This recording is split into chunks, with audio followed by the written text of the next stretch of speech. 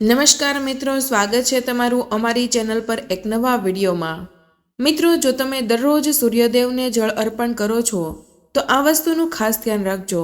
સાથે જ તમે જ્યારે પણ સૂર્યદેવને જળ અર્પણ કરો છો તો આ એક મંત્ર અવશ્ય બોલજો કે જેથી કરીને સૂર્યદેવ છે એ તમારી આર્થિક સમસ્યામાં સુધારો કરી દેશે। તેમજ મિત્રો, જો તમે ભગવાન શ્રી કૃષ્ણએ કહેલા આ મંત્રને તમે સૂર્યદેવને જળ પણ અર્પણ ચડાવો છો ત્યારે આ મંત્ર બોલો છો તો હકીકતમાં તમારા જીવનમાં ચમત્કાર થાય છે કે જેવું તમે ક્યારેય વિચાર્યું પણ નહીં હોય। તેથી સાથે જ મિત્રો, જો તમે દરરોજ સૂર્યદેવને જળ અર્પણ કરો છો તો તમારા જીવનમાં કેવા ફેરફાર થાય છે તે ભગવાન શ્રી કૃષ્ણ છે એ નારદજીને એક કથાના માધ્યમથી સમજાવે છે। તો મિત્રો, જો તમે આ કથાને એકવાર ધ્યાનથી સાંભળી લીધી તો સૂર્યદેવ છે એ અવશ્ય તમારી ભક્તિનું ફળ તમને આપશે। તેની સાથે જ મિત્રો, ભગવાન શ્રી કૃષ્ણએ જે પણ નિયમો જણાવ્યા છે એ નિયમોનું જો તમે પાલન કરશો તો આ અવશ્ય તમારું ભાગ્ય ચમકી જશે।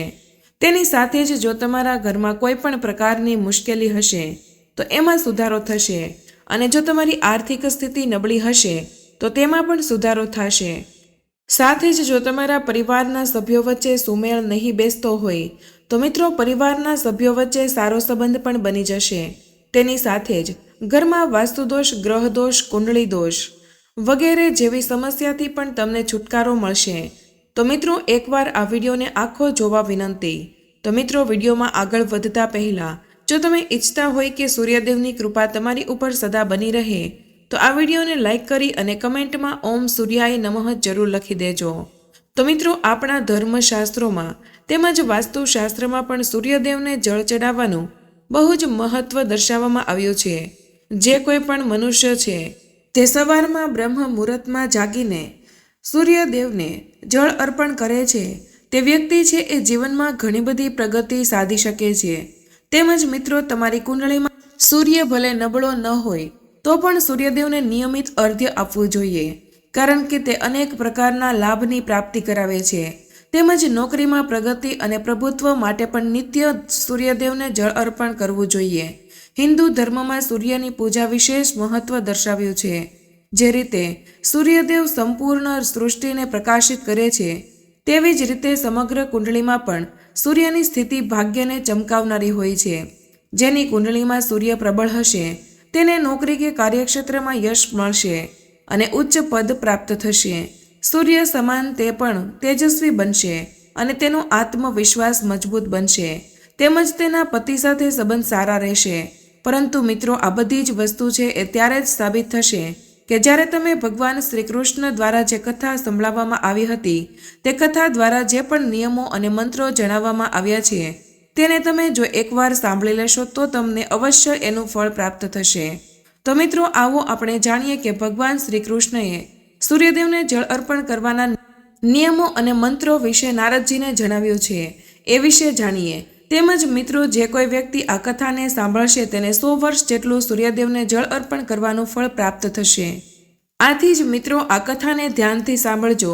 મિત્રો, ભગવાન શ્રી કૃષ્ણએ સૂર્યદેવને જળ અર્પણ કરવાનો મહિમાનું વર્ણન કરતા નારદજીને એક અત્યંત પવિત્ર કથા કીધી હતી। તેમજ મિત્રો, આ કથામાં સૂર્યદેવને જળ ચડાવવાની સાચી વિધિ અને સૂર્યદેવનો અત્યંત શક્તિશાળી મંત્ર પણ જણાવવામાં આવ્યો છે। આથી જ મિત્રો, આ કથાને ધ્યાનથી સાંભળજો।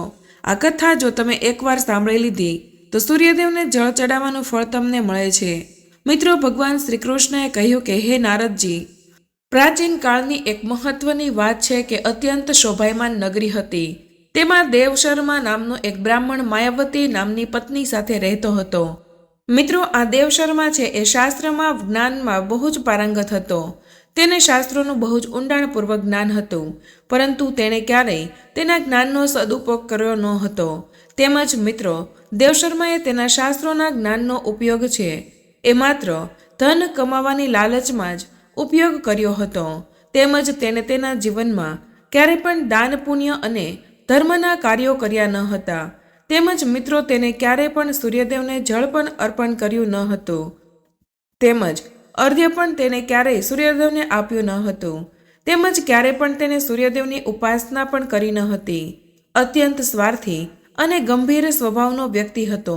તેમજ મિત્રો, એક દિવસ તે એક જંગલમાંથી નીકળી રહ્યો હતો ત્યારે એક બહુ ઝેરવાળો સાપ તેને ડંખ મારી દે છે અને ત્યાં જ તે મૃત્યુ થાય છે. આથી યમના દૂતો છે એ તેને યમલોકમાં લઈ જાય છે. તેમજ યમરાજને એ દેવશર્માના પાપ અને પુણ્યને સરખી રીતે જોયા અને તેનું મૂલ્યાંકન કર્યું. તેમજ આટલી વસ્તુ કરીને દેવશર્માને નરકમાં નાખી દેવામાં આવ્યો, કારણ કે તેને તેના જીવનમાં નકરા પાપ કર્મ જ કર્યા હતા. તેને ક્યારેય પણ પુણ્યનું કામ કર્યું ન હતું. દેવશર્મા અનેક વર્ષો સુધી નરકમાં સજા ભોગવતો રહ્યો. તેમજ તેને તેના પાપોનું પ્રાયશ્ચિત કરવા માટે તેને ફરીથી મનુષ્યનો જન્મ પ્રાપ્ત થાય છે. તેમજ મિત્રો, બીજા જન્મમાં તે એક ગરીબ પરિવારમાં તેનો જન્મ થયો હતો. બીજા જન્મમાં તેને ઘણા બધા દુઃખો ભોગવવા પડ્યા, પરંતુ તેમ છતાં તે મોટો થઈ ગયો તો તેના પિતાએ તેના લગ્ન એક સ્ત્રી સાથે કરાવી દીધા અને તે સ્ત્રી બહુ જ ગુણવાન અને સુંદર હતી. અને પછી તે દેવશર્મા જે હતો તે બીજા જન્મમાં પણ એક સ્ત્રી સાથે લગ્ન કરીને જંગલમાં ઝૂંપડી બાંધીને તે સ્ત્રી સાથે રહેવા લાગ્યો. લગ્ન પછી પણ ઘણા બધા વર્ષો પછી પણ તે બંનેને એક પણ સંતાન થયું ન હતું. આથી તે બહુ જ દુઃખી હતો. પરંતુ આટલી બધી વસ્તુ થઈ ગઈ તેમ પણ તેના દુઃખોનો કોઈ અંત ન આવ્યો, પરંતુ તેને બાળક તો ન જ થયું. પછી તેમ છતાં ઘણા બધા વર્ષો પછી તેના શરીરમાં એક ગંભીર રોગ થઈ ગયો હતો. તેના શરીરમાં કોઢનો રોગ થવા લાગ્યો અને આ ભયંકર રોગથી તે બહુ જ પીડાવા લાગ્યો અને તેના શરીરમાં ન થવાનું થવા લાગ્યું. તેની પરિસ્થિતિ બહુ જ ખરાબ થઈ ગઈ હતી. આથી તે હવે કોઈ પણ કામ કરવાને લાયક પણ ન રહ્યો. તેની પત્ની છે એ પણ બહુ જ ચિંતિત થઈ ગઈ હતી, પરંતુ તે જેવી હતી તે એક પતિવ્રતા સ્ત્રી હતી. તે સ્ત્રી એવી હતી કે જે એટલી બધી પતિવ્રતા હતી કે તેના પતિને કોઢનો રોગ થવાથી પણ તેણે તેના પતિને છોડ્યો ન હતો અને તેનો સાથ આપ્યો હતો અને તેની સાથે જ રહી અને દરરોજ તેની સેવા કરવા લાગી. તે તેના પતિને પતિ પરમેશ્વર માનીને તેની પૂજા આરાધના કરવા લાગી. તે રોજે તેના ભોજન બનાવીને આપતી, તેને સ્નાન કરાવીને રોજે તેની સેવા કરવા લાગી. તેના પતિ એવું વિચારવા લાગ્યો કે મેં એવા તો શું પાપ કર્યા હશે કે મને આ કોઢનો રોગ થયો હતો. આમ વિચારીને તે બહુ જ નિરાશ રહેવા લાગ્યો હતો. એક દિવસ તેના દ્વાર ઉપર એક સાધુ સંત આવ્યા અને તે બ્રાહ્મણની જે પત્ની હતી તે સાધુ સંત મહારાજને સારો એવો આશરો આપ્યો, તેને ભોજન આપ્યું, તેની સેવા ચાકરી કરી. આથી તે સાધુ બહુ જ પ્રસન્ન થઈ ગયા. આથી તે દેવશર્માની પત્નીને કહેવા લાગ્યા કે તમે જે પણ વરદાન માંગો છો તે હું તમને આપીશ. તો તેની પત્ની કહેવા લાગી કે હે મહાત્મા, મારા માટે મારા પતિ છે એ પરમેશ્વર છે. હું માંગીશ તો બસ એ જ વસ્તુ માંગીશ. તમે મારા પતિનો રોગ દૂર કરી દો અને તેને પહેલા જેવા સ્વસ્થ બનાવી દો. આ સાંભળીને તે સાધુ મહારાજ બોલવા લાગ્યા કે હે દેવી, આવી હાલત તારા પતિની એટલા માટે થઈ છે કે તેના પાછળના જન્મના પાપ તેને અત્યારે ભોગવવા પડે છે અને આ તો વિધિનું વિધાન છે. આમાં હું કઈ વસ્તુ પણ ન કરી શકું. ઈશ્વર છે એ મનુષ્યને તેના પાપનો દંડ જરૂર આપે છે. કોઈ મનુષ્ય તેના કર્મથી બચવી શકતો નથી. પરંતુ હું તને આનો એક ઉપાય જણાવી શકું છું. આ રોગથી બચવા માટે એક જ મહત્વનો ઉપાય છે. તું તારા પતિને લઈને સૂર્યના ચરણોમાં જા અને તું સૂર્યદેવની પૂજા આરાધના કરવા લાગજે અને તેને રોજે જળ અર્પણ કરજે. સૂર્યદેવને અર્ધ્ય પણ આપજે કે જેનાથી તારા પતિનો ગંભીર કોઢનો રોગ છે એનાથી છુટકારો મળી જશે. પછી તે સાધુ મહારાજે એ સૂર્યદેવને જળ અર્પણ કરવાની વિધિ બતાવી. તેણે કીધું કે એક તાંબાનો કળશ લઈને તેમાં જળ ભરીને અંદર અક્ષત, કંકુ અને લાલ પુષ્પ ઉમેરજે. ત્યારબાદ સૂર્યદેવના મંત્રના જાપ બોલતા બોલતા સૂર્યદેવને અર્ધ્ય અર્પણ કરવાનું રાખજે. આથી તમને બધી જ સમસ્યાથી છુટકારો મળશે. પછી તે દેવશર્મા અને તેની પત્ની બંને મળીને સૂર્યદેવની પૂજા આરાધના કરવા લાગ્યા અને તેને જળ અર્પણ કરવા લાગ્યા. આથી થોડા જ દિવસોમાં તેના પતિનો રોગ હતો તે જતો રહ્યો અને તે માયાવતીના પતિને તેના રોગથી છુટકારો મળી ગયો અને સૂર્યદેવની કૃપાથી તેને તેનું જીવન રૂપ હતું તેવું જ રૂપ પાછું મળી ગયું અને તે પાછો જ બળવાન બની ગયો. તેમજ તેને ધન સંપત્તિની પ્રાપ્ત થવા લાગી. આથી તે દેવશર્મા જે હતો તે સૂર્યદેવની પૂજા કરવાથી તેને ફરીથી ધન સંપત્તિ પાછી આવી ગઈ અને તે એક ધનવાન બ્રાહ્મણ બની ગયો. તો ભગવાન શ્રી કૃષ્ણ કહે છે કે નારદજી, હવે તમને હું સૂર્યદેવને પ્રસન્ન કરવાની વિધિ અને તેના મહત્વના મંત્ર વિશે જણાવું છું કે જે મંત્રનો જાપ કરવાથી મનુષ્યના બધા જ દુઃખ દર્દ છે તે સમાપ્ત થઈ જશે અને તેને એક ઉત્તમ જીવનની પ્રાપ્તિ થશે. તેમજ તેના ઘરમાં સુખ સમૃદ્ધિ આવશે અને આર્થિક સમસ્યામાં પણ સુધારો થશે. આથી ભગવાન શ્રી કૃષ્ણ કહે છે કે હે નારદજી, રોજે સૂર્યદેવને અર્પણ કરવાનો આ નિયમ એવો છે કે જે મનુષ્યના જીવનમાં બહુ મોટો બદલાવ લાવી શકે છે. તેમજ સૂર્યદેવની શક્તિ છે એ એટલી અલૌકિક છે કે એના વગર આ સૃષ્ટિ ઉપર જીવન શક્ય નથી. તેમજ પૃથ્વી છે એ એની વગર તેનું અસ્તિત્વ જ નહીં રહી શકે. જો સૂર્યદેવ ન હોય તો આ ધરતીમાં ન થવાનું થઈ શકે છે. સૂર્યદેવ છે એ આરોગ્ય દેવતા છે. સૂર્યદેવને જળ ચડાવવાથી સંકટ છે એ સમાપ્ત થઈ જાય છે. તેમજ સંસારની બધી જ મુશ્કેલીઓનો હલ છે તે સૂર્યદેવ પાસે છે.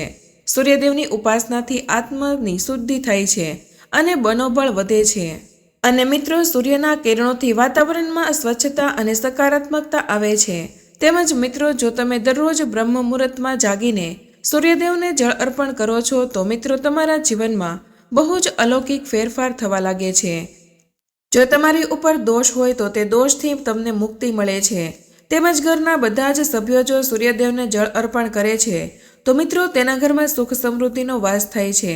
તેમજ જો તેના ઘરમાં આર્થિક સમસ્યાથી પરેશાન હોય તો તેમાં સુધારો થઈ શકે છે.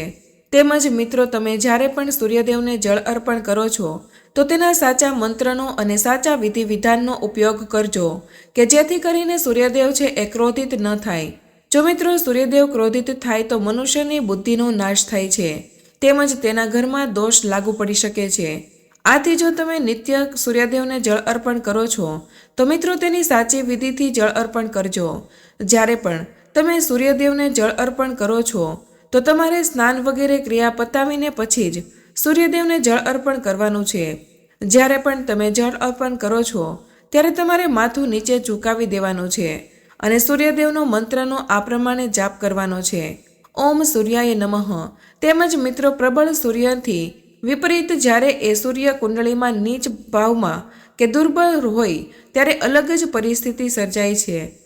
વ્યક્તિને અપયશ ભોગવવો પડે છે, પિતા સાથે સંબંધ ખરાબ થાય છે અને આત્મવિશ્વાસ પણ નિર્બળ બને છે. આના લીધે જ સૂર્યદેવની નિયમિત પૂજા કરવા અને જળ અર્પણ કરવાનો ઉપાય જણાવવામાં આવ્યો છે. જો તમારી કુંડળીમાં સૂર્ય નબળો ન હોય તો પણ નિયમિત અર્ધ્ય આપવું જોઈએ. તો ચાલો જાણીએ કે સૂર્યદેવને નિયમિત અર્ધ્ય આપવાથી કેવા પ્રકારના લાભ પ્રાપ્ત થાય છે. તો મિત્રો, સૂર્યદેવને આત્મા અને પિતાનો કારક માનવામાં આવ્યો છે.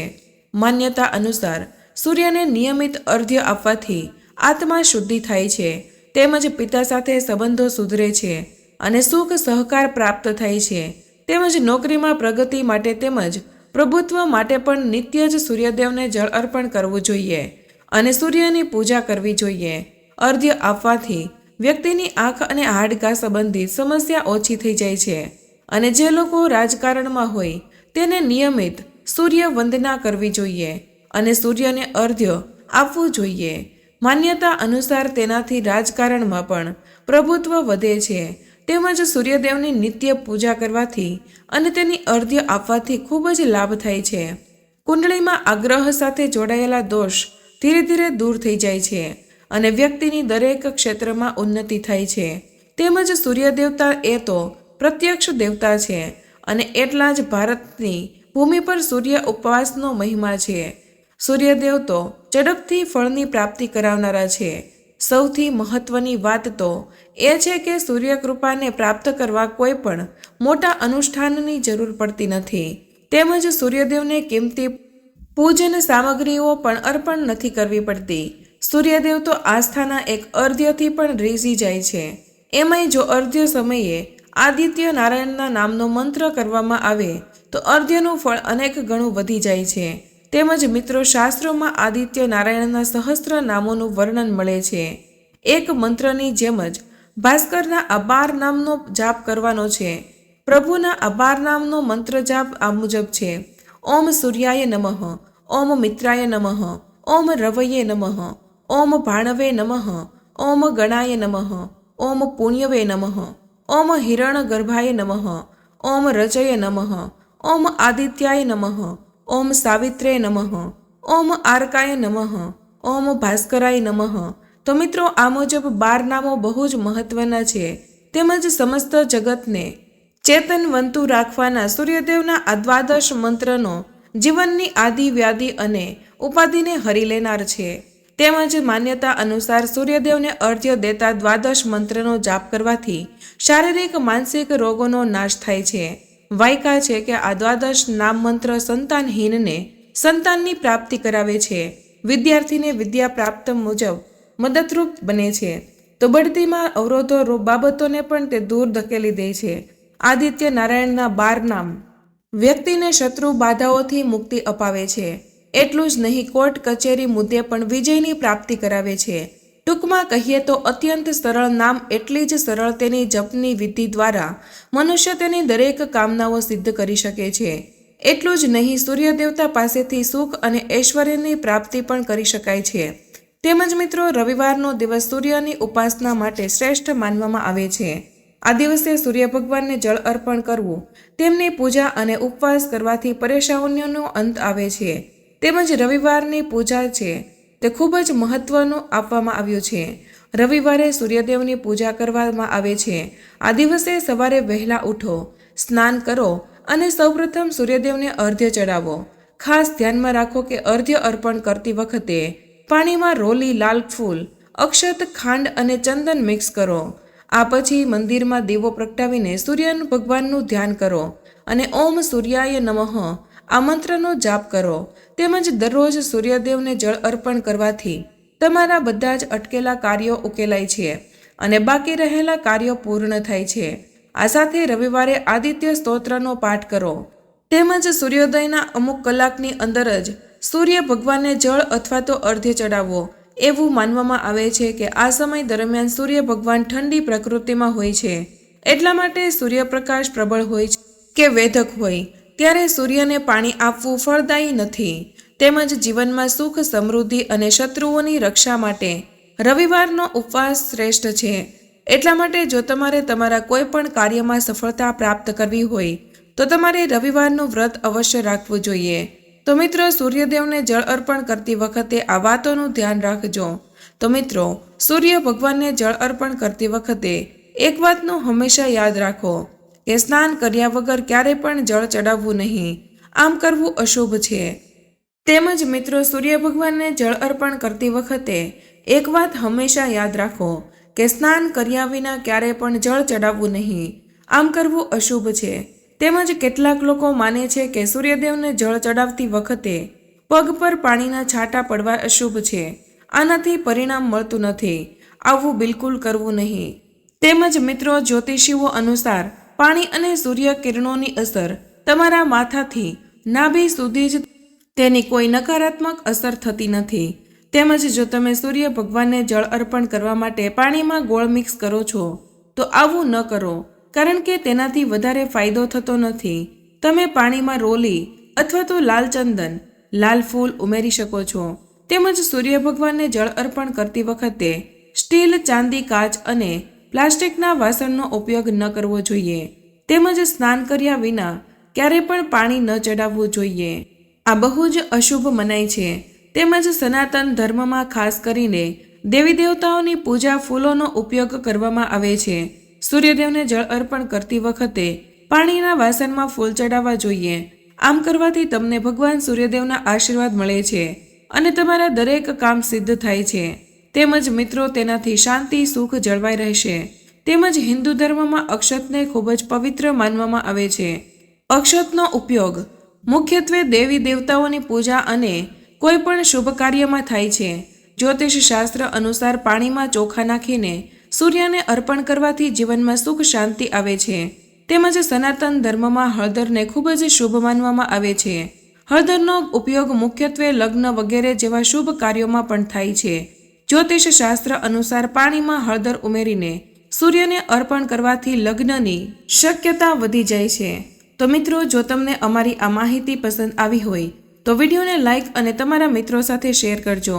ચેનલ પર પહેલીવાર આવ્યા હોય તો ચેનલને સબસ્ક્રાઇબ કરવાનું ભૂલશો નહીં. મળીએ એક નવા વિડીયો સાથે. ત્યાં સુધી બધા મિત્રોને જય શ્રી કૃષ્ણ, જય સૂર્યદેવ, ધન્યવાદ.